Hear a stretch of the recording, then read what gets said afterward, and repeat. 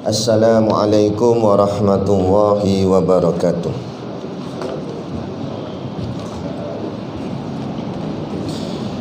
Ila hadrati sayyidina wa habibina wa syafi'ina Muhammadin sallallahu alaihi wasallam wa ila arwahi abaihi wa ikhwanihi minal anbiya'i wal mursalin salawatullahi wassalamuhu alaihi wa alaihim ajma'in wa ala ali kulli wassahabati wal qarabati wat tabi'in wa tabi'it tabi'in bi ihsanin ila yaumiddin wa ila arwahi walidina wa muallimina wa dhawil huquqi alaina ajma'in wa khususan ila hadrati al-alim al-alamah al-arif ar-rabbani maulana wa qudwatuna asy-syekh Daud bin Abdullah al-Fatani wa hujjatul Islam al-Imam Muhammad bin Ahmad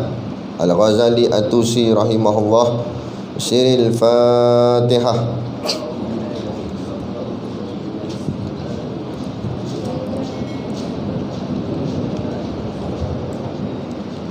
Ya kenapa?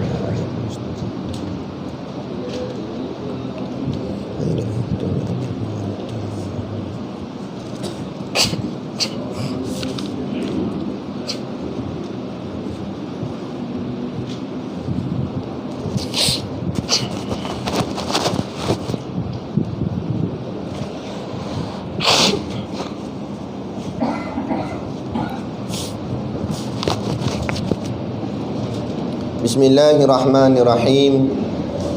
Alhamdulillahi rabbil alamin wassalatu wassalamu ala asyrafil anbiya'i wal mursalin sayyidina Muhammad wa ala alihi wa sahbihi ajma'in. Subhanaka la ilma lana illa ma 'allamtana innaka antal alimul hakim. Rabbi shrah li sadri wa yassir li amri wa hlul 'uqdatam min lisani yafqahu qawli. Wala haula wala quwwata illa billahil aliyil azim, amma ba'. Alhamdulillah, kita sama-sama panjatkan syukur kehadiratillah subhanahu wa ta'ala yang dengan limpah dan kurnianya diizin oleh Allah subhanahu wa ta'ala pada kita pada pagi subuh ini. Kerana Allah izinkan kita selalu berada di tempat-tempat yang baik. Ini seperti majlis ilmu, kuliah pengajian, solat berjemaah, surau masjid. Kerana kalau bukan dengan pertolongan Allah dan izin Allah, maka nescaya kita tidak akan berada di tempat yang baik seperti ini. Ini adalah kurniaan, nikmat yang Allah berikan kepada kita. Maka harap-harap nikmat itu berkekalan sehingga kepada hari akhirat. Dengan Allah izinkan kita berada di dalam taman-taman syurga yang hakiki, yang abadi di hari akhirat nanti, insya-Allah. Amin ya rabbal alamin. Yang saya hormati pengerusi surau dan seluruh saf kepimpinannya, para imam, para bilal, tok-tok siap yang tak dapat kita nak sebutkan namanya satu persatu, yang amat-amat disanjungi para asatizah, alim-alim ulama, tuan-tuan guru, ustaz ataupun ustazah yang hadir pada pagi ini, mohonlah ditegur kepada hamba yang fakir dalam bidang ilmu ini. Sekiranya apa yang disampaikan dan dikongsikan ada salah dan silapnya, yang kita kasihi ayah-ayah, ibu-ibu, pemuda-pemudi muslimin dan muslimat yang dirahmati Allah sekalian. Baik, kita sambung muka surat yang ke-10. Qala al-muallifu rahimahullahu ta'ala wa nafa'ana wa iyyakum bi ulumihi fid daraini amin ya rabbal alamin. Kata pengarang kitab, kata muallif Imam Al-Ghazali radhiyallahu anhu, maka inilah aturan yang mengilhamkan daku Tuhanku pada jalan ibadat. Maka ketahui olehmu sekarang dengan taufik Allah bahawasanya yang hasil daripada jumlah ini 7 aqabah. Aqabah yang pertama dinamakan aqabatul ilmi, kedua dinamakan aqabatut taubah, ketiganya dinamakan aqabatul awaiq, dan keempat dinamakan aqabatul awarid, Kelimanya dinamakan Aqabatul Bawa'ith. Keenamnya dinamakan Aqabatul Qawadih. Ketujuhnya dinamakan Aqabatul Hamdi wa Syukr. Baik. Ini kita berada di penghujung muqaddimah. Bukan penghujung kitab. Kitab pun baru nak mula. Baru hujung muqaddimah. Berbulan-bulan kita kuliah ni, muqaddimah je sebenarnya baru. Muqaddimah tu hujung dah. Lepas habis muqaddimah ni, barulah masuk bab dia yang pertama. Baru nak masuk. Jadi kesimpulan dalam muqaddimah ni, kata Al-Imamul Ghazali, yakni pengarang kitab yang asal. Ingat kitab ni dua-dua nama Minhajul Abidin. Yang Arab pun Minhajul Abidin, yang Melayu pun Minhajul Abidin. Tapi yang Arab ni original dia, iaitu karangan Al-Imamul Ghazali. Nama dia Muhammad bin Muhammad bin Muhammad bin Ahmad. 3 kali Muhammad. Dia Muhammad, ayah dia Muhammad, tok dia Muhammad. Nama. Berkat nama tu jadi ulama besar. Sebab nama Nabi. Jadi dia yang karang kitab Minhajul Abidin ni. 2 kitab yang masyhur di atas dunia ni dikarang oleh Imam Ghazali, iaitulah kitab Minhajul Abidin, satu lagi kitab Ihya Ulumuddin. Dua-dua kitab ni kitab yang tersohor di kalau orang mengaji bahagian agama ni, gilah mana-mana orang mengaji universiti ke apa, dua kitab ni kitab tersohor, dipanggil kitab agung, kitab terulung, kerana isi dalam dia tu betul-betul menyentuh apa yang berlaku pada kita semua dalam soal kehidupan ni. Maknanya Allah kurniakan pada Imam Ghazali ni satu ilmu yang hebat pada dia. Jadi kata muallif, yakni pengarang kitab ni, namanya Imam Al-Ghazali. Kemudian kitab ni diterjemah ke dalam bahasa Melayu oleh Syekh Daud. Syekh Daud pun bukan calang-calang orang. Syekh Daud Al-Fatani. Jadi itu pun Allah beri ilham pada dia untuk nak terjemah supaya kita jadi mudah baca. Untung kita.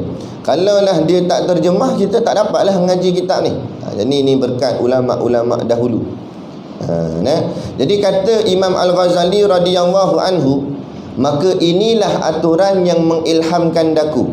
Jadi kesimpulan dia buat, penghasilan kitab Minhajul Abidin ni, Allah ilhamkan kepada dia 7 aturan dalam soal kehidupan kita. Seperti mana yang dinamakan atas kitab ni, nama dia Minhajul Abidin. Minhaj tu maksudnya kaedah ataupun jalan. Al-Abidin artinya orang-orang yang menyembah Allah. Maknanya golongan abid yang nak jadi hamba. Kita ni sebut selalu dah kita hamba Allah, tapi benar-benar hamba ke tak? Lepas tu sebut oleh Tok Khatib khutbah Jumaat, ya ayyuhallazina amanu taqullaha haqqa tuqatih. Wahai orang-orang yang beriman, bertakwalah kamu kepada Allah haqqa tuqatih. Maknanya sebenar-benar takwa. Kalau takwa je, semua orang kata takwa. Tapi yang nak haqqa tuqatih, sebenar-benar takwa, betul-betul, bukan main-main. Jadi macam mana nak haqqa tuqatih tu? Haqqa tuqatih tu sebenar-benar takwa tu ni, Imam Ghazali susun dalam kitab Minhajul Abidin ni 7 aqabah ataupun 7 fasa untuk dia lalui, sehinggalah baru layak dia dipanggil hamba Allah yang sebenar-benar hamba. Barulah dia balik jumpa Allah, yaumala yanfa'u malu wala banun illa man atallaha biqalbin salim. Pada hari yang tak ada guna harta benda dan anak pinak, melainkan hati yang sejahtera. Datang jumpa Allah qalbin salim, hati yang sempurna, hati yang sejahtera. Kalau balik dia sempurna, barulah duduk di tempat yang sempurna. Tidak ada tempat yang lebih sempurna melainkan syurga. Jadi kalau baliknya tak sempurna, manakan layak untuk duduk di tempat yang sempurna. Jadi kita renung diri kita. Setiap daripada kita ni ada jalannya masing-masing, ada hidupnya masing-masing. Ada sahabat kita yang dah pergi pun, dah tamat dah riwayat dia. Mana kata nak patah balik tak boleh dah, nak bangkit semula tak boleh dah. Tapi kita masih lagi ada kesempatan masa. Sebab itulah orang yang beriman, bila dia bangun setiap pagi, Jangan difikirkan hal dunia ni. Bangun pagi, oh hari ni aku boleh pergi kerja lagi. Oh bangun pagi ni, oh hari ni aku boleh kait sawit lagi. Oh bangun pagi ni, oh hari ni aku boleh ke laut lagi. Itu pemikiran orang kafir. Sebab hidupnya kerana dunia. Kita hidup kan kerana dunia, kita hidup kerana Allah. Maka setiap kali bangun pagi kita, yang kita kena fikir, alhamdulillah, Allah masih lagi bagi aku kesempatan, peluang untuk aku betulkan diri aku apa yang tak betul. Yang dulu-dulu kita ada masalah dan sebagainya, dari soal hal ibadat dengan Tuhan atau hal pergaulan kita sesama manusia, kita masih lagi ada kesempatan untuk betulkan. Allah beri peluang. Kalau Allah tak beri peluang, tak ada dah, habis. Kita tidur semalam ni, malam tadi kita tidur, itulah kematian. Tetapi kematian yang disebut sebagai sementara. Sebab apa sementara? Sebab siang ni Allah celitkan balik kita. Mujur Allah celik. Kalau Allah tak celik, gelap terus. Awak gelap je ni, dia kata. Memang gelap lah, mati dah. Kita alhamdulillah nampak matahari, nampak kawan-kawan, nampak di pagi hari ni. Itu tanda Allah beri kita peluang. Bukan maksud itu tanda kita boleh pergi kerja lagi, tapi itu tanda Allah bagi kita peluang untuk betulkan apa yang tak betul. Jadi buatlah semampu baik yang kita boleh. Silap-silap tu biasalah manusia. Al-insanu mahalul khata' wan nisyan. Manusia itu tempat khata' dan tempat nisyan, tempat lalai, tempat silap. Jadi dah tahu kita lalai silap, perbetulkan apa yang silap. Jadi itu dia. Jadi Imam Ghazali, Allah kurniakan pada dia, ilhamkan pada dia. Dia memang ada, kita ni, kita mungkin hafal 10 malaikat, kan? Ke tak hafal? Hafal tak 10 malaikat tu? Hafal. Paling kena ingat siapa dia? Israel. Sebab dia akan, sebab yang lain datang tak apa, jangan dia datang. Dia datang sadaqallahul azim. KO. Nampak? Tok guru silat kaku terus. Tak kira siapa, dia datang habis senyap tu. Jadi ni 10 malaikat ni mungkin kita biasa dengar nama dia satu-satu. Tapi ada satu malaikat yang jarang-jarang kita dengar nama dia. Nama dia Mulhim. Nama malaikat. Orang panggil malaikat Mulhim. Kerja dia apa? Tugas dia apa? Tugas dia memberi ilham kepada orang-orang beriman. Bagi orang-orang yang baik, orang-orang yang soleh, maka Allah hantar malaikat Mulhim damping dengan dia, duduk sekali dengan dia. Jadi malaikat Mulhim ni lah yang selalu bisik di telinga kita, suruh buat benda baik. Nampak tabung, dia kata, tabung bu RM10. Dia ilham tau. Jangan kita kata, apa RM10. Dia ilham dah tu. Dia nak ajak kita buat benda baik. Kalau tidak, macam mana kita nak buat benda baik? Dialah yang ingatkan kita. Bangun ni sembahyang tahajud. Bangun ni pergi surau, sembahyang jemaah kat surau. Padahal sembahyang seorang kat rumah pun boleh juga, sah juga. Tapi dia ilhamkan kita perkara-perkara yang lebih baik dan lebih baik, supaya kita ada amal kebaikan. Kita terima kasihlah pada dia, malaikat Mulhim ni.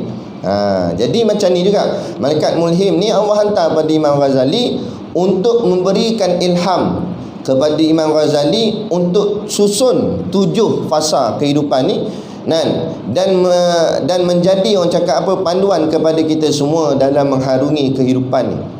Hidup kita ni di akhir zaman ni sepatutnya sebenarnya makin mudah, bukan makin susah. Sebab apa? Sebab hidup kita semua ulama' dah tolong susun dah kaedah macam mana nak buat macam ni. Semua ada dah pelajaran dia dalam kitab, dalam sirah. Dan lepas tu pula, bukan kitab tu kitab saja, ada pimpinan pula. Ada ulama' yang bimbing kita, ada tunjukkan caranya macam mana, jalan macam mana. Bukan kita main jalan gitu je. Macam kita masuk tempat orang, kita tak biasa, kita tak pernah turun KL, tiba-tiba pergi KL. Kalau seorang-seorang nanya ke, tak reti jalan, nak masuk simpang mana tak reti, tak tahu, kena curi duit dengan orang dan sebagainya, kan? Tapi kalau kita pergi tu, ada orang pimpin kita, dia tunjuk jalan ni lah, masuk kanan, masuk kiri, dia teman kita sampai habis. Jadi apa yang susah tapi kenapa hari ni kita akhir zaman jadi susah? Sebab kita tak pilih jalan bimbingan. Kita tak ikut. Ada orang nak pimpin kita, kita tolak tepi dia. Tak payahlah kacau aku. Aku tahu jalan sendiri lah. Tahu jalan sendiri habis jadi sesat. Sebab ni bukan kita biasa, bukan kita hati. Ni ulama' dah tolong susun 7 fasa, tinggal lagi ikut sudah. Ngaji, kita faham, kita amalkan dalam kehidupan kan. Tapi bila dah tak mengaji, ikut pandai dia lah. Bila pandai dia jadi memandai-mandai. Itu jadi. Baik, jadi mengilhamkan daku akan Tuhanku, yakni Allah yang ilhamkan dia. Pada jalan ibadat, yakni jalan ibadah. Ibadah ni maksudnya ambil daripada perkataan abdun. Abdun tu makna hamba.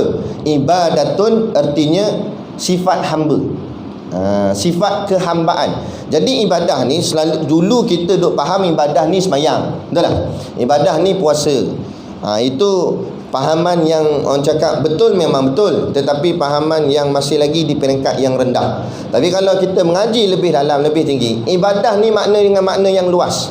Kerana makna ibadah ialah ibadah itu maqasidnya, tujuannya untuk memupuk sifat kehambaan. Sebab tu kita sembahyang, sembam muka, sujud, letak muka kita ni lawa macam mana, hebat macam mana, jawatan pangkat, muka YB ke, muka agung, muka sultan, letak atas tanah. Tak cukup tak atas tanah, ponggong ni, dalam ponggong ni ada najis. Najis tak sedap bunyi, tahi. Ada tahi dalam ponggong, tapi duduk lebih tinggi daripada muka.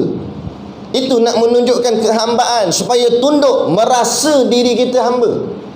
Jangan rasa hebat, jangan rasa dengan jawatan, pangkat, sombong dan sebagainya.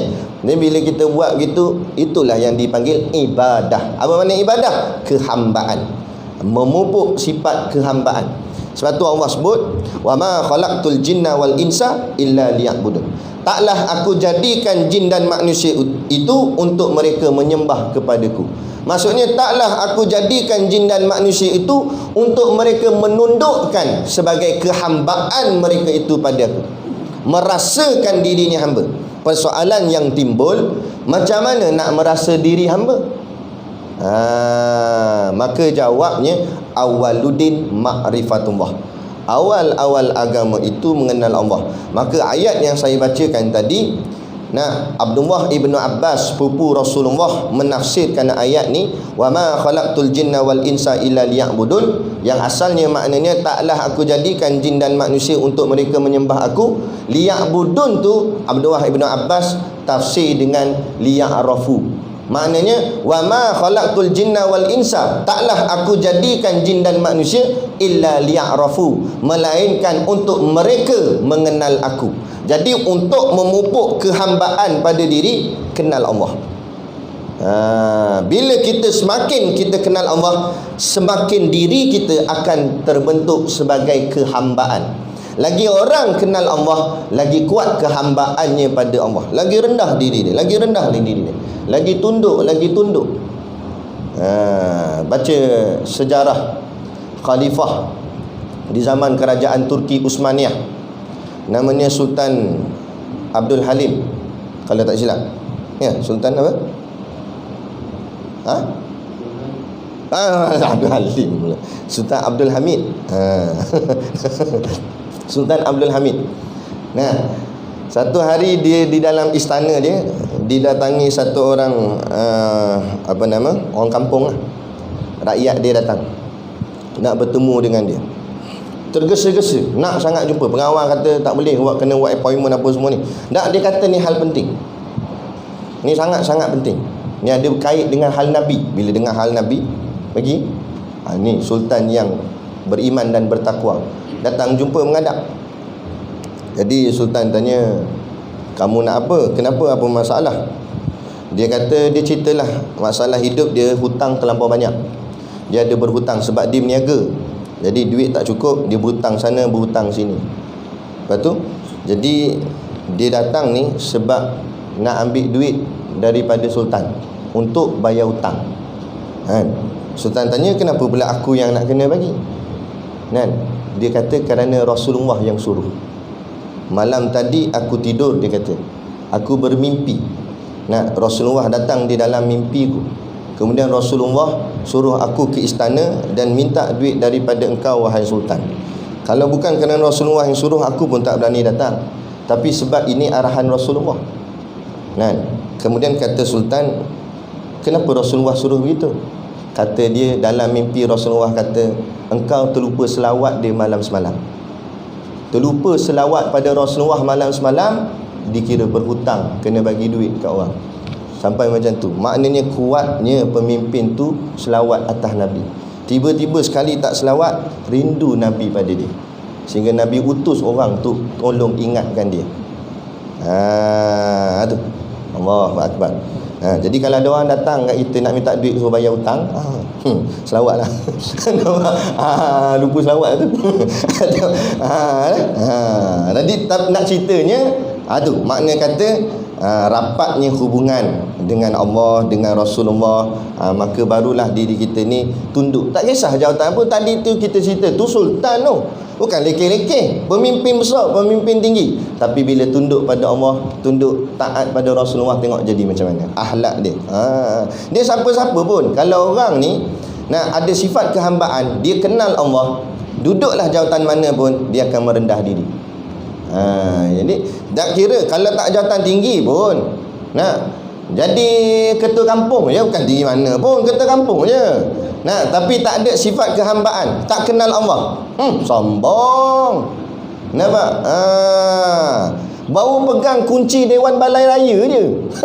Kunci Dewan bukan kunci syurga. Kalau kunci syurga boleh tahan kira. Sombong dah. Jangan macam tu. Kan? Itu dia. Jadi ni, jadi nak jadi perjalanan jadi seorang yang abid, seorang yang ibadah, kelakuan-kelakuan hamba ada pada diri kita, sifat-sifat kehambaan ada pada kita, pupuknya ma'rifatullah. Jalan mula dia mengaji ilmu tauhid, mengaji ilmu sifat 20. Itu jalan permulaan dia. Maka akan terbuka hati kita. Man arafa nafsahu faqad arafa rabbahu. Siapa kenal diri dia, maka dia kenal Tuhan dia. Kenal diri kita sebagai hamba, kenal diri kita bodoh, kenal diri kita lemah, kenal diri kita dhaif. Jadi kita nampak diri kita serba kekurangan, baru kita nampak Allah yang maha hebat. Bila nampak Allah maha hebat, barulah hati ni akan tunduk pada Allah. Orang kalau dia tak kenal orang tu siapa, dia tak boleh nak tunduk. Dia tak boleh nak tunduk. Contohlah, kita contoh lagi. Dia berselisih dengan orang, berlanggar bahu. Hoi, pahal ni. Langgar-langgar bahu, nampak penumbuk ni. Kawan tu tak cakap apa, keluarkan wallet, tunjuk lencana, tulis PDRM, Polis Diraja Malaysia. Jadi macam mana dia? Tak cakap dengan kawan belakang tu, bukan awak, orang belakang tu. Terus kendur. Apa kendur? Sebab kenal. Bila kenal, lencana ni, ni pegawai ni, jadi berubah sifat jadi tunduk. Yang jadi orang lawan Allah, lawan Islam, lawan Rasulullah sebab dia tak kenal. Kalau kenal Allah, tak ada siapa berani nak lawan. Sebab tak kenal. Sebab apa tak kenal? Sebab tak mengaji. Tu je punca dia. Punca manusia jadi jahat ni sebab tak mengaji. Cuba kalau semua mengaji, kan? Barulah negara jadi berkat, kan? Ni bila tengok tak mengaji, berebut-rebut jawatan, confident cukup majoriti tu. La ilaha illallah. Ni sebab apa? Sebab tak kenal. Dia tak tahu tu jawatan pegang lagi, macam-macam Allah nak tanya. Orang kalau kenal, tak berani nak pegang apa jawatan pun. Sebab tanggungjawab banyak, Allah akan tanya, kan? Kalau terpaksa gak pegang, sebab orang dah lantik, orang dah suruh, pegang dengan penuh rasa takut, pegang dengan penuh rasa teliti, buat satu-satu. Sebab tu orang ada takwa, orang ada iman. Tapi bila tak ada takwa, yang dia nampak, lepas ni boleh renovate dapur bagi besar sikit, boleh tukar kereta baru, dah dapat jawatan kan baru. Tu kan?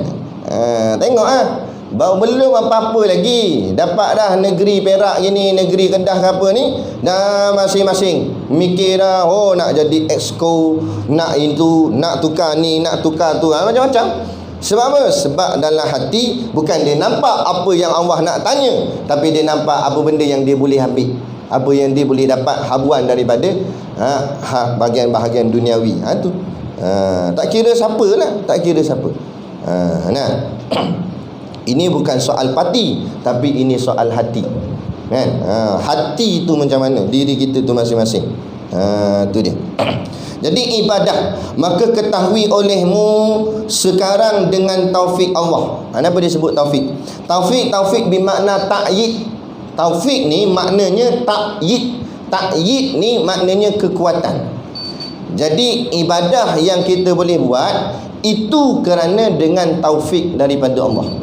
Kalau Allah tak berikan taufik, nescaya kita tak akan mampu buat apa pun ibadah. Hatta nak mengangkat tangan, takbir semayang ni angkat tangan, bukan payah mana angkat tangan. Tapi kalau Allah tak berikan taufik, tangan ni pun tak boleh nak angkat. Kan? Sebab tu banyak orang boleh pergi gym angkat besi kat berapa kilo besi, 100 kilo, 200 kilo boleh angkat besi. Tapi pagi subuh selimut yang tak ada kilo pun tak boleh angkat. Tak boleh angkat selimut, padahal bukan berapa kilo. Kalau selimut tu 100 kilo boleh tahan, kira awak tak bangun subuh, berat selimut kat 1 kilo. Selimut ada, selimut kain je Allah buat, tak boleh angkat lah. Sebab apa? Sebab tak ada taufik. Tak ada kekuatan daripada sudut rohaninya, Allah tak beri pada dia. Jadi kita yang boleh melaksanakan amal ibadat ni, syukurlah kerana Allah berikan kepada kita taufik, nak kekuatan. Kalau hidayah, semua orang ada hidayah. Hidayah ni kubah hidayah, apa nama, tulis dekat papan tanda depan dinding tu surau. Surau tu hidayah. Orang bila lalu lalang depan ni, dia baca perkataan surau, S-U-R-A-U, rau, surau. Dia baca surau tu, dia tahu tak surau ni tempat semayang? Dia tahu tak? Tapi awak dia nampak tempat kencing. Singgah sebab dia tandas Lepas tu lah. Nampak? Padahal dia tahu tak? Itu panggil hidayah. Hidayah ni maknanya semua orang tahu bahawa surau masjid tempat semayang. Tapi awak tak datang semayang. Tahu ni semua tahu. Tanya golongan artis Melody, Zaz dia kata. Tengok artis tak pakai tudung, tanya dia, apa nama ni, tak pakai tudung nampak rambut ni, bukan ke dalam agama kata nanti kena bakar dalam api neraka? I tahulah, dia kata. I tahulah rambut I bukan rambut you. Nampak? Dia tahu tak? Dia tahu bahawa tak pakai tudung kena bakar dalam api neraka. Itulah namanya hidayah. Apa pula kata tak sampai hidayah lagi? Tu hidayah lah tu. Hidayah ni maknanya tahu, menunjuk. Tunjuk apa dia, yang mana betul, mana tak betul. Dia tahu mana betul, mana tak betul. Tapi bila tak ada taufik, kekuatan untuk memilih yang betul atau melaksanakan yang betul, dia tak ada.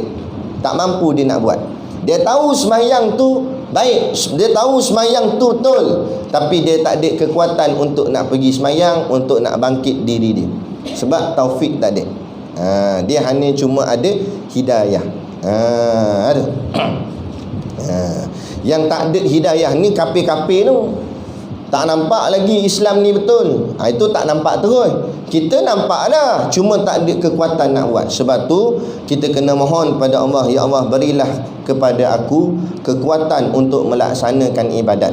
Jadi kita kena ingat, kekuatan yang kita dapat selama ni melakukan ibadat bukan hasil daripada diri kita, tetapi kurniaan daripada Allah. Pegang situ kemah-kemah. Jadi kita minta. Sebab tu kalau orang yang apa nama, hatinya ada iman dan takwa, dia ada mahabbah, kecintaan, maka dia takut pada Allah bukan lagi atas jalan takut kemurkaan atau takut api neraka, tetapi atas jalan dia takut Allah hilangkan keistimewaan yang Allah telah beri pada dia. Apa dia? Hari ni tanpa kita perasan, kita hari-hari bangun semayang subuh. Kita ingat sebab diri kita memang boleh bangkit semayang subuh. Tak, hakikatnya Allah lah yang hari-hari bagi kita kekuatan boleh semayang subuh. Dan bila-bila masa Allah boleh tarik balik keistimewaan ni, tak bangkit dah subuh. Tiap-tiap hari bangun pukul 10. Allah boleh buat. Mudah bagi Allah. Jadi orang yang ada takwa ni, yang dia takut tu, dia takut Allah cabut dah keistimewaan tu, dia tak boleh lagi istiqamah melaksanakan ibadat. Yang tu dia takut sangat. Dia minta sangat, ya Allah tolonglah ya Allah, apa yang telah engkau kurniakan pada aku janganlah engkau cabut lagi ya Allah. Aku sonok dah dalam keadaan gini. Ada Allah boleh buat. Tak pelik lah Tak kira siapa, ustaz boleh KO, ulama boleh lari landasan, imam pun boleh lari habis arah, tak jadi apa. Ada satu orang imam di sebuah masjid, dirahsiakan nama masjid tu. Imam ni bagus dari sudut perwatakan zahir dia. Oi, bagus. Saya tengok pun kagum. Kopiah saja tajam gini, kopiah. Kopiah Ali Supi nama dia. Tajam kopiah, tanduk tu boleh berdarah tu kopiah. Tajam. Serban besar. Berkali lilit tak tahulah. Kita tengok, hebat rasa Tok Imam ni. Dia kalau jadi imam, dia pakai jubah 2 lapis. Jubah ni satu, lepas tu ada satu lagi jubah luar dipanggil. Dia pakai jubah 2 lapis. Tengok gaya tu macam Syekh Arab dah. Tapi orang Melayu je. Mata sepek itu je. Gaya pakai lah macam Syekh Arab. Kita kata hebat Tok Imam ni rasa. Dia ni Tok Wali ke apa ke? Ke saja dia buat senyap. Tentang orang alim masa ni, tapi dia saja buat relax tu. Tak apa. Kagum lah saya dengan dia. Memang kagum sungguh. Bukan peli-peli, memang kagum sungguh. Lepas tu kejadian ni berlaku di sebuah negeri yang lain, bukan negeri sini. Jadi Jabatan Agama masa tu nak tukar, nak apa, peralihan kuasa, ahli jabatan kuasa masjid. Jadi Jabatan Agama Islam negeri tu membuat surat berkeliling, orang yang nak dilantik dalam ahli jabatan kuasa masjid, sama ada daripada pengusi sampailah Tok Imam, Tok Bilal apa semua, syarat dia orang tu mesti hadir mesyuarat. Kalau dia tak hadir mesyuarat, tak boleh dipilih nama dia. Jadi Tok Imam ni lama dah berkhidmat di masjid ni menjadi imam. Memang imam yang tersohor, orang hormat, respect semualah. Sekali tu hari mesyuarat tu dia ada hal, dia tak dapat datang. Hari tu dia ada hari mesyuarat tu dia tak dapat hadir. Jadi kalau ikut arahan daripada Jabatan Agama, surat tu tak boleh lantik lah kalau orang tak hadir. Jadi tak naiklah nama dia, tak jadilah imam lagi di masjid tu. Bila dia tahu nama dia tak naik, dia tak datang terus masjid tu. Tak datang terus. Kopiah tajam tak jumpa dah. Tak ada terus. Allahu Akbar tu. Lepas tu jaga. Maksudnya apa yang saya nak cerita sini, apa iktibar kita nak ambil, Allah boleh rampas semula apa saja yang telah Allah beri. Jaga. Jangan kita berada dalam keadaan selesa pada hari ini. Walaupun kita, aku istiqamah dah, sungai Tuntung tu ada kena mengena aku tu nama tu. Dia kata, memang aku lahir tu dengan Tuntung tu. Maknanya surau ni, memang aku paling rapat lah. Kalau tiang tu boleh cakap, dia kenal sangat aku. Jangan confident. Allah boleh tarik bila-bila masa. Tak nampak apa dah, tuntung-tuntung ke apa pun tak nampak dah. Surau-surau pun tak nampak dah. Allah boleh buat. Saatnya dia siapa-siapa. Saya jumpa macam-macam dah. Ada ustaz, hilang terus gelaran ustaz. Dah sibuk ke lain dah pula. Tak mengajar dah, tak ada apa dah. Dulu elok pakai jubah, kain serban, tukar baju batik, seluar selek. Nampak kopiah pun tanggal terus hantar kepala. Jambul siap. Mujur tak colour je rambut dia. Nampak? Jadi klien. Apa jadi gitu? Kita tanya, kenapa jadi gini? Tak payah lah. Kuasa Allah. Allah boleh bagi pada siapa dia nak. Allah boleh tarik balik pada siapa yang dia nak. Sebab tu kena jaga hubungan kita dengan Allah. Kena jaga hubungan kita dengan Allah. Jadi macam mana nak jaga ni? Inilah Imam Ghazali nak tunjukkan pada kita tujuh fasa yang supaya bila kita mengaji, kita tahu kita di fasa mana, supaya kita berhati-hati dalam fasa tu, supaya kita lepas fasa tu. Bila lepas, insya-Allah kita menjadi hamba yang orang cakap apa, sampai kepada Allah. Sebab kalau orang yang berjalan kepada Allah, dia dipanggil salik. Kita ni kebanyakannya salik lah. Kita sedang berjalan kepada Allah. Jadi kita kena tempuh ni tujuh aqabah ni, tujuh fasa ni. Ada orang dia dah lepas tujuh ni, dia dah lepas. Maka orang yang dah lepas ni, dia dipanggil orang yang wasil. Wasil ni maksudnya orang yang dah sampai ke makam yang dipanggil sebagai sebenar-benar hamba, haqqa tuqatih, yang sebenar-benar bertakwa. Selalunya kebanyakan mereka ni adalah golongan wali. Wali-wali ni selalunya mereka ni orang yang dah sampai Dan kita tengok dirinya baik, elok kan, itu. Tapi walaupun dia dah sampai, dia tak boleh rasa selesa tak? Kerana macam tadi kita sebut, Allah boleh rampas semula. Elok-elok sampai dah, jatuh balik ke belakang. Dia macam panjat pokok lah. Walaupun kita dah sampai puncak, sonoknya duduk atas pokok, boleh nampak macam-macam, tempatnya tinggi.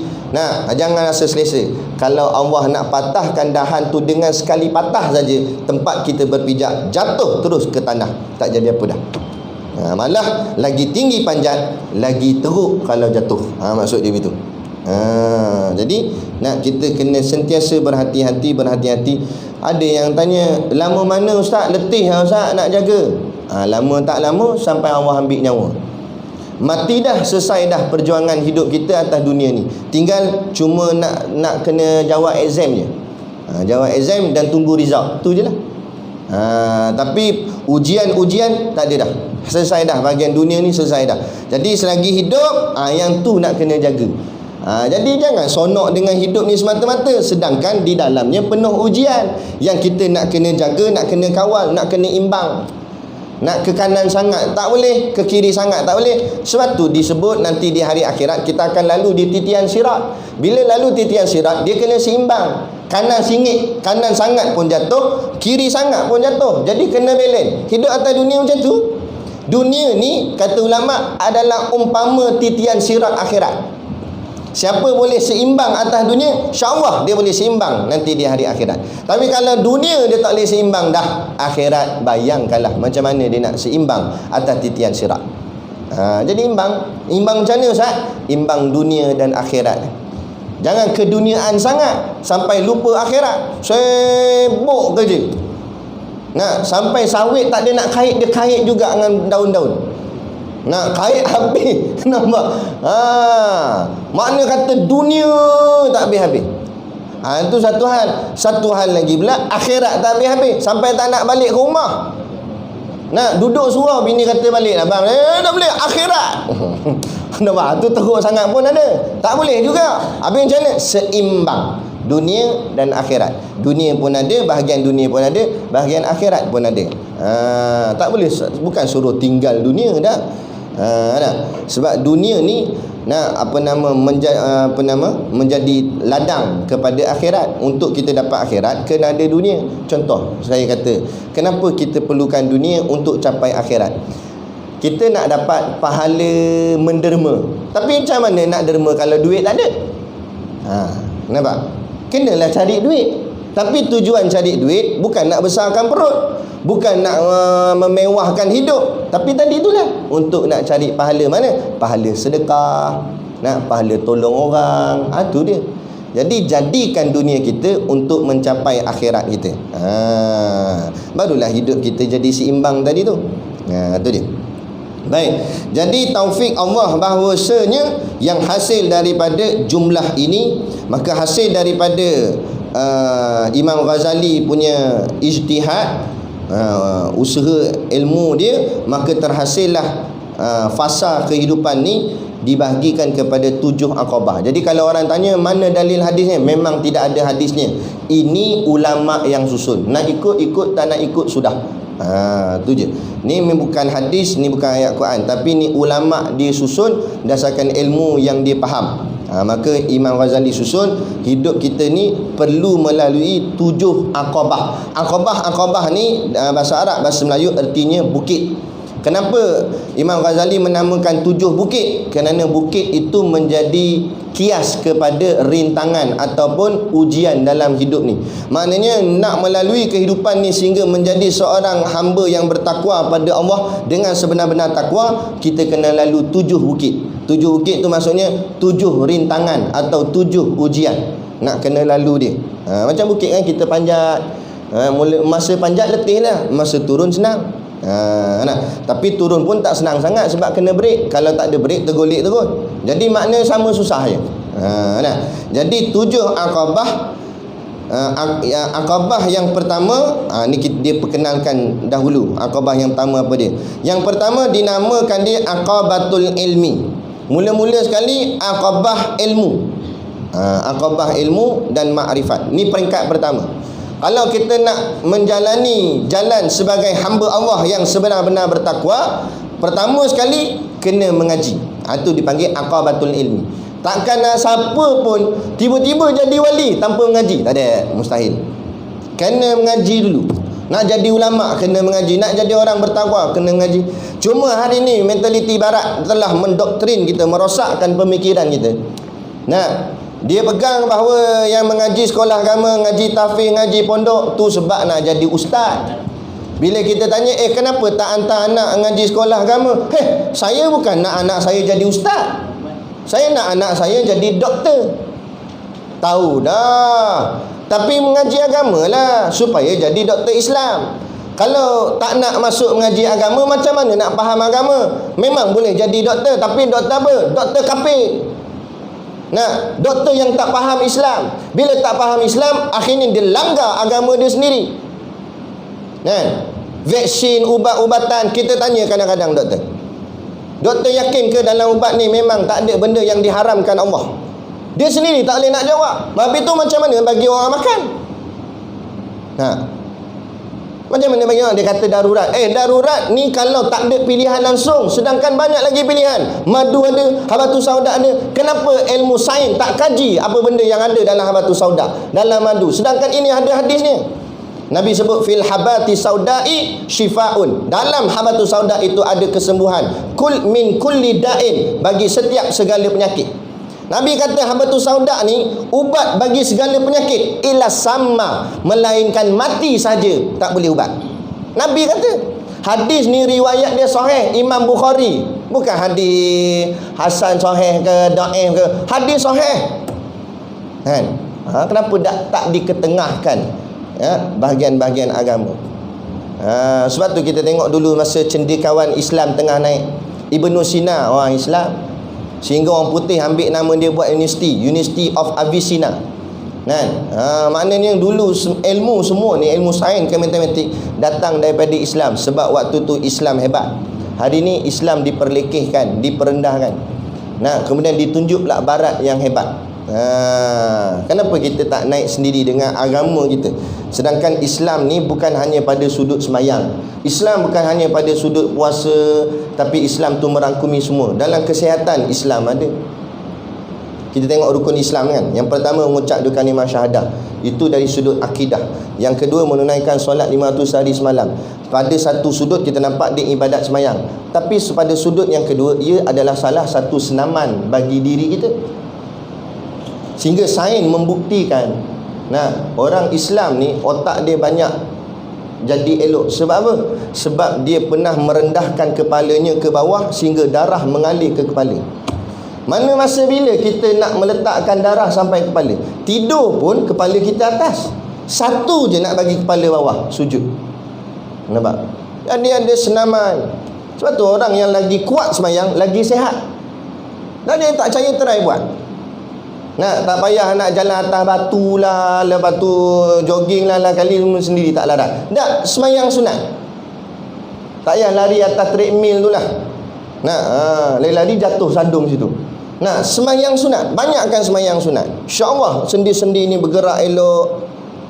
Dengan bacaannya bergerak ayat-ayat Allah dalam nadi kita, dalam darah kita. Itu semayang. Yang ketiga berpuasa di bulan Ramadan. Dari segi syariatnya kita nampak puasa ni Allah suruh lah, tapi ada kelebihan hikmah di dalam dia. Puasa tu membersihkan usus kita. Sebab tu kita cakap yang terlantar kat katil hospital tu banyak makan ke kurang makan? Banyak makan. Tapi Allah ajar kita suruh kurang makan supaya badan jadi sihat. Batu Nabi kata la tumitu kuluba, jangan kamu matikan hati kamu bikasrati ta'am wa syarab, dengan banyak makan dan banyak minum. Banyak makan, banyak minum, hati jadi mati. Fa innal qalba kazar'i, seperti hati itu seperti tanaman pokok. Yamutu yamutu alaihil ma. Dia mati kerana banyak sangat air atas dia. Pokok kalau terlampau banyak air pun mati tak? Begitu juga manusia, terlampau banyak makan, terlampau banyak minum, mati. Bukan cakap jasadnya mati, hati mati. Jasad mati tak apa lagi, hati mati, tu yang teruk. Tu. Jadi apa-apa pun dengan mengaji kita nampak Islam dah jaga kita. Dengan rukun Islam tu pun dah jaga semua dah. Jaga kesihatan kita, nak jaga kehidupan kita, semua ada dah dalam Islam ni lengkap. Kalau dah tahu Islam tu lengkap, kenapa masih lagi pilih jalan yang selain Islam? Tu masalah kita. Ini kerana kita belum betul-betul kenal agama kita. Kalau betul-betul kenal agama ni, kita tak cari lain dah. Semua ikut Islam. Nampak? Ekonominya Islam, pemakanannya Islam, semua ikut Islam. Tapi dah tak kenal agama sendiri. Lepas tu nampak pula yang lain tu lebih elok, lebih baik, habis dah lah. Kita tak tahu orang kafir bubuh apa dalam ubat apa semua ni, kan? Saya tak berapa percaya sangat. Ayah saya tengok dia makin melarat bila dia pergi makan ubat. Lagi makin teruk. Sebelum tu elok je, masa ubat Darul Syifa elok lagi. Ubat perubatan Islam elok lagi. Bila dia ambil ubat, makin teruk, makin melarat. Badan dia yang asalnya bertubuh besar, akhirnya jadi kuru-kuru, tinggal tulang. Tengok apa saja ni. Saya perasan start dia ambil ubat. Kan? Kita kena hati-hati. Bukan saya nak kata semua dalam tu tak elok, tapi kita kena tabayun. Kita orang Islam kena hati-hati. Kita kena ingat, orang kafir ni takkan redha dan takkan senang dengan kita yang bernama Islam. Dia boleh berbaik dengan kita, tapi hati-hati. Mereka takkan senang. Allah dah janjikan dalam Quran, Allah kata mereka takkan redha dengan kita. Hati-hatilah. Sebab tu apa-apa pun saya pesankan, dahulukan sunnah, dahulukan Islam. Ikhtiar. Sekarang start buat amalan. Kalau demam ke apa, anak demam, jangan pergi cari Panadol dulu. Cari madu dulu, cari habatus sauda dulu. Ikhtiar cara sunnah Nabi dulu. Insya-Allah yakin baca selawat. Selawat, makan, telan. Ini bahagian sunnah ni dia nak cari ubat kuat je. Ni ubat kuat Ustaz kan? Habatus sauda ni kan. Tu kuat ke benda nampak. Orang nak bagi sihat tubuh badan. Lain ke dia fikirnya. Keduanya dinamakan aqabatut taubah. Peringkat kedua, kalau kita dah berjaya mengaji, baru kita nampak dosa kita banyak. Orang tak mengaji ni, dia tak nampak dosa banyak. Dia rasa macam dia bagus, elok je. Tapi bila mengaji, lagi sedar. Allah, banyak dosa aku, banyak silap aku. Bila banyak dosa, banyak silap, barulah duduk makam taubat. Barulah nak taubat, balik pada Allah, rasa bersalah. Taubah ni asal perkataan tabah. Tabah tu maknanya balik kepada Allah. Ketiganya dinamakan aqabatul awaiq. Aqabatul awaiq ni maknanya godaan. Dia dah taubat, bagus dah, tapi jangan ingat selesa, kerana Allah akan hantar pula godaan-godaan. Ganggu perkara-perkara yang akan mengganggu dia, mengajak dia untuk kembali buat maksiat balik. Ni namanya godaan-godaan. Jadi kena bertahan. Dan keempat dinamakan aqabatul aqabatul awarid. Aqabatul awarid artinya rintangan pula. Kalau dia dah lepas godaan, dia tak layan dah, dia tak lut. Orang goda lah macam mana untuk jadi lama balik dah.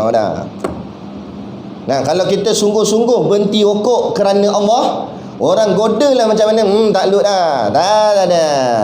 Mau bagi sekaton free pun dah. Katalah dia dah lepas begitu, dia dah steady macam tu dah. Tapi jangan ingat selesa, awarid pula datang. Apa awarid? Rintangan ni, ujian-ujian yang cuba menghalang atau menyekat dia untuk jadi baik. Sama ada dari segi ekonomi Allah uji, lagi kuat Islam, lagi ekonomi susah. Kadang-kadang Allah buat macam tu, Allah sengaja nak tengok dia bertahan tak bertahan. Allah uji dia dengan ekonomi. Lepas tu kita ni ujian tu masing-masing. Ada orang Allah uji dia dengan ekonomi. Ada orang ekonomi dia selesa, okey, tak ada apa masalah, dia tak ada susah duit, tak ada. Tapi Allah uji pula dengan keluarga. Bini masalah. Nampak? Bini. Nampak?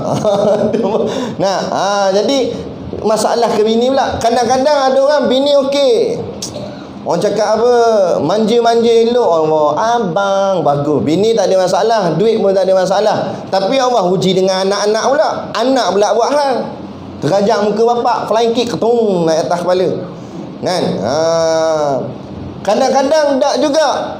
Bini okey. Nak bini-bini pun okey. Anak pun okey, harta pun okey, kawan-kawan pula. Kawan pula buat hal, anaknya dia apa semua. Jadi setiap orang semua ada masalah masing-masing.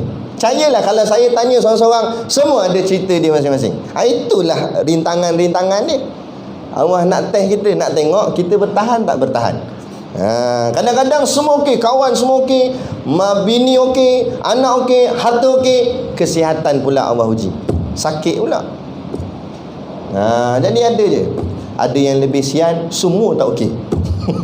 Ada anak tak okey, apa okey? Allah sian dia. Tak apalah, Allah uji dia. Kita ingat, lagi tinggi ujian Allah, lagi tinggilah ganjaran Allah, lagi tinggilah kasih sayang Allah. Yang kita takut kalau Allah tak uji kita langsung. Takut-takut tak ada ujian, maknanya tak ada sayang. Tapi tak apalah. Bukan kita minta diuji, tapi bila Allah uji, itu tanda Allah sayang kat kita. Macam dulu kita berkasih lah. Awek kita dulu, dia nak test kita sayang tak sayang. Dia uji kita. Dia buat nak jatuh longkang, nak tengok kita selamatkan dia tak. Bang. Rasa kasih Allah. Anak dua dah, bang lantar. Baru jatuh situ. Nak uji macam itulah Allah nak uji kita. Allah saja bab kita jadi susah. Nak tengok kita minta tak kat dia, kita doa tak pada dia. Macam ni Allah turunkan corona ni, kita pandang siapa? Kita pandang doktor, pandang vaksin, pandang KKM ke, atau pandang Allah? Tak salah kita berikhtiar. Tetapi Allah tu kita hajatkan. Allah nak test itu je. Sebenarnya bukan ada apa, corona tak corona apa ni. Tak ada benda. Allah nak uji kita sebagai orang beriman saja. Tak perlu yang dirisaukan sangat. Yang nak risau sangat tu orang kafir. Dia risaulah dunia dia tak jadilah. Kalau PKP macam mana nak bisnes? Dia fikir dunia aja. Kita bukan masalah tu. Masalah kita akhirat kita. Tu. Aqabatul awarid. Kelimanya dinamakan aqabatul bawais. Bawais maknanya kebangkitan. Sebelum ni semua benda yang payah-payah, godaan, rintangan, masuk ke akabah yang seterusnya, iaitu akabah yang ke berapa? Kelima, bawais. Mula Allah berikan dia bangkit. Baru nak bangkit semula. Sebab apa? Sebab dia dah ada pengalaman digoda, rintangan, pengalaman yang tebal, nak menyebabkan dia boleh bangkit. Jadi pendorong, semangat dia pulih balik. Tetapi tak selesai gitu, datang ke 6 bulan, dinamakan aqabatul qawadih. Dalam tengah semangat bangkit ni, Allah datangkan pula qawadih, ujian dia. Apa qawadih? Cedera. Macam kita tengah semangat lah, berjuang, berjihad, takbir, bergegar kubah, semangat saya tak takut siapa, sikit lah. Kita semangat lah, buang ini, bawa ais lah ni, tengah bangkit kuat. Tapi jangan rasa tenang, kerana selepas tu awak akan tak qawadih, perkara-perkara yang mencederakan kita.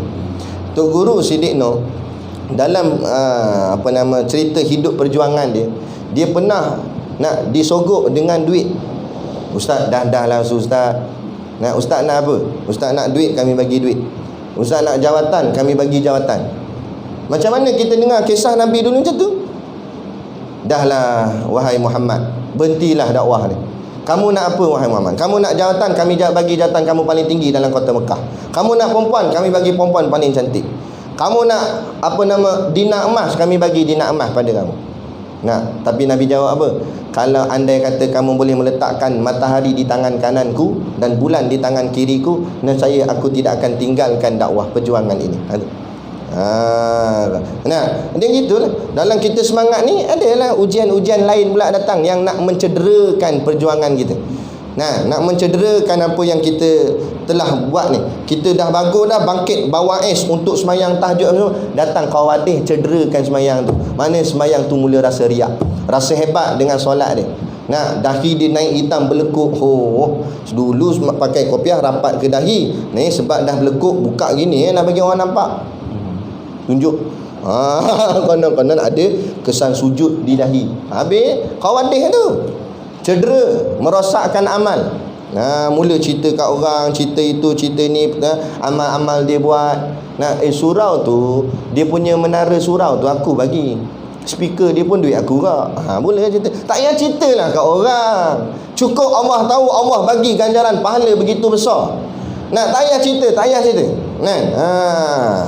Ni nak cerita kat orang sebab nanti orang tak nampak dia bagus, tak nampak dia baik. Ini masalah. Kita nak nampak orang nampak kita bagus ke nak nampak Allah nampak kita bagus? Tu pilih. Kalau orang nampak kita bagus, orang boleh bagi apa? Boleh bagi apa orang?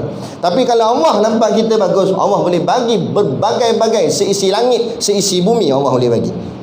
Jadi buat apa kita nak berhajat kepada manusia? Dan kalau dia lepas kawadih ni cedera pun dia tak kena, alhamdulillah, barulah aqabah yang terakhir, iaitu ketujuhnya dinamakan aqabatul hamdi wa syukri. Dia akan masuk kepada aqabah pujian dan syukur. Barulah diri ni akan tenang, dia rasa syukur dengan apa yang telah Allah berikan pada dia. Yang inilah yang dia takut sekali. Kerana dia takut hilang nikmat yang telah Allah berikan pada ni. Sebab nak sampai tahap ni bukan senang. Macam kita dah jalan jauh kan, nak patah balik tu kita kata kalau jatuh ni kalau kena patah balik ni Allah penat. Ni macam ni dah sampai ke aqabah ni bukan senang. Jadi dia takut kalau Allah jatuhkan dia semula. Kemudian katanya, nak habiskan sikit lagi boleh ada nasi lemak ke apa ada? Tak apa, tak sejuk sikit. Kemudian katanya dan dengan sempurna sekaliannya tamamlah kitab yang bernama Minhajul Abidin ila Jannati Rabbil Alamin. Bila dah cerita semua secara ni, dia tak cerita detail lagi. Dia cerita tajuk je dulu untuk bagi kita nampak. Dia panggil macam sinopsis lah. Dia lagi nampak, dia kata kalau habis kita bicara ke tujuh aqabah ni, maka sempurnalah, tamam. Mana kata khatamlah kitab ni yang bernama Minhajul Abidin ila Jannati Rabbil Alamin. Minhaj tu maknanya jalan, Al-Abidin hamba-hamba Allah, jalan hamba-hamba Allah ila kepada jannati syurga Rabbi Tuhan Al-Alamin sekalian alam. Inilah jalan kepada syurga Allah, Tuhan sekalian alam. Kemudian katanya, dan kami sekarang mengikut akan segala aqabah ini dengan syarah, yakni menyatakan dia dengan lafaz yang sedikit lagi mengandung ia atas faedah. Kemudian dia kata dia susulkan selepas ni apa yang dia cerita tadi tujuh aqabah ni, tetapi dengan huraian. Maksudnya dia akan cerita satu-satu aqabah pertama apa dia huraian dia, aqabah kedua apa huraian dia, sampailah hujung kitab ni selesai tujuh aqabah. Khatam dah kita kan. Itu maksud dia. Dia akan hurai, mengandung ia atas faedah segala yang maksudkan. Apa maksud aqabah tu dia akan cerita daripada kelakuan sekaliannya dan apa benda yang kita kena buat. Dia akan cerita aqabah ni macam mana, macam mana nak harung. Dia bagi semua tip, macam mana nak harung, macam mana nak selamat. Dia akan bagi tahu semua. InsyaAllah kita tinggal ikut je. Tiap-tiap satu aqabahnya, setiap satu dia akan cerita di dalam bab yang tinggal, insya-Allah. Dia kata bermula Allah Subhanahu wa taala yang memberi taufik dan benar pada yang dimaksudkan. Jadi kita ingatlah, Allah lah yang bagi kita pertolongan, taufik, dan Allah lah yang memberikan maksud kefahaman tu dalam diri kita dengan kurnianya, dengan kurnia Allah, dan latifahnya, dengan kelembutan Allah. Wala haula wala quwata illa billahil aliyil azim. Artinya tak ada daya untuk kita meninggalkan maksiat dan tak ada kekuatan untuk kita melakukan taat melainkan hanya dengan pertolongan Allah semata-mata. Selesai. Kemudian kita akan sambung kuliah yang seterusnya.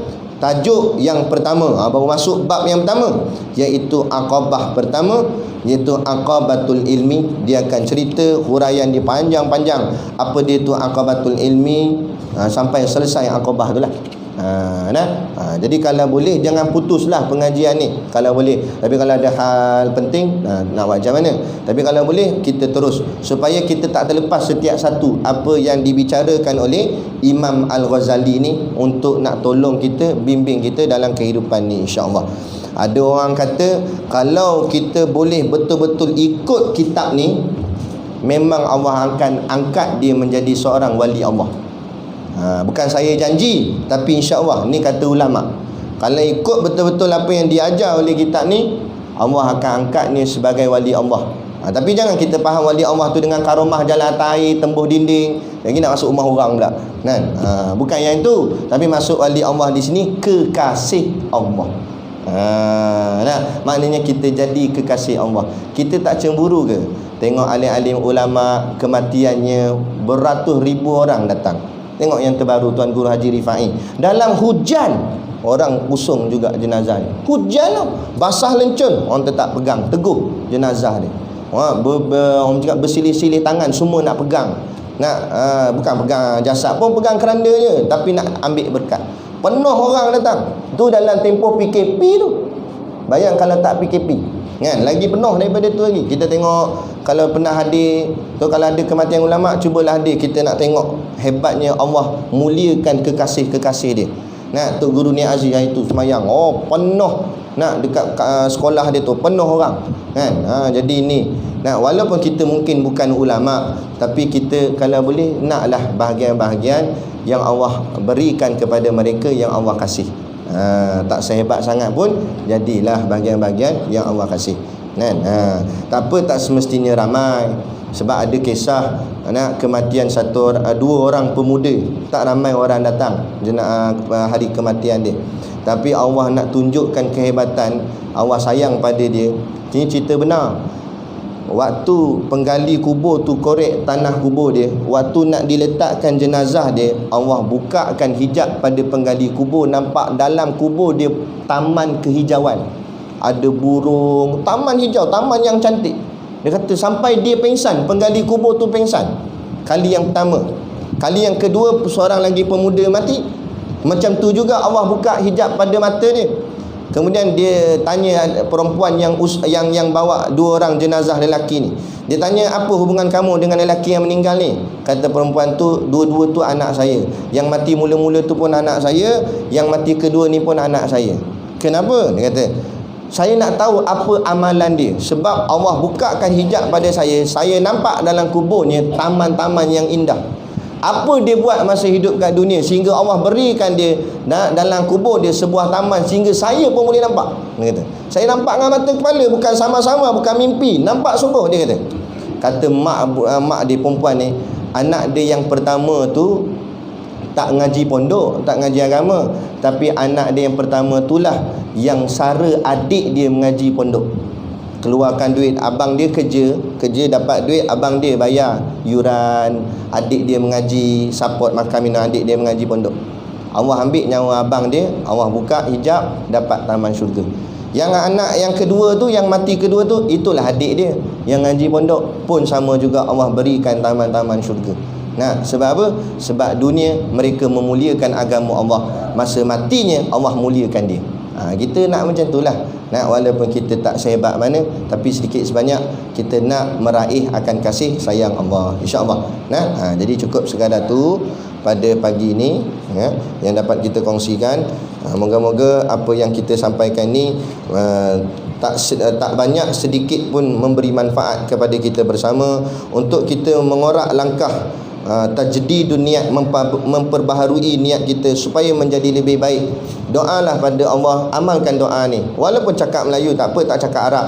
Ya Allah, jadikanlah hari ini lebih baik daripada semalam, dan jadikanlah hari esok lebih baik daripada hari ini, supaya hidup kita semakin bertambah baik, bertambah baik, bertambah baik, insya-Allah. Jadi cukup sekadar tu. Wabillahi taufiq wal hidayah. Assalamualaikum warahmatullahi wabarakatuh. A'udzu billahi minasyaitonir rajim. Bismillahirrahmanirrahim. Alhamdulillahirabbil alamin, wassalatu wassalamu ala asyrafil anbiya'i wal mursalin sayyidina Muhammad wa ala alihi washabihi ajmain. Allahumma taqabbal minna salatana wa du'aana innaka antas samiul alim, wa tub alaina innaka antat tawwabur rahim. Allahumma ja'al dinana dinan nabi Muhammadin sallallahu alaihi wasallam, wa islamana islamal muslimin, wa imanana imanal mu'minin, wa salatana salatal khashiin, wa a'malana a'malas solihin, wa niyatana niyatal mukhlisin, wa dhunubana ya Allah dhunubal mustaghfirin, wa hayatana hayatal ulama, wa mautana bimautis syuhada, wa adkhilnal jannata ma'al anbiya'i alaihimus salatu wassalam. Rabbana atina fid dunya hasanah wa fil akhirati hasanah wa qina adzabannar wa qina adzabannar wa qina adzabannar. Wassallallahu ala khairi khalqihi sayyidina Muhammad wa ala alihi washabihi wasallam. Subhana rabbika rabbil izzati amma yasifun, salamun alal mursalin walhamdulillahi rabbil alamin. Amin ya rabbal alamin. Taqabbalallahu minna wa minkum. Allahu akbar.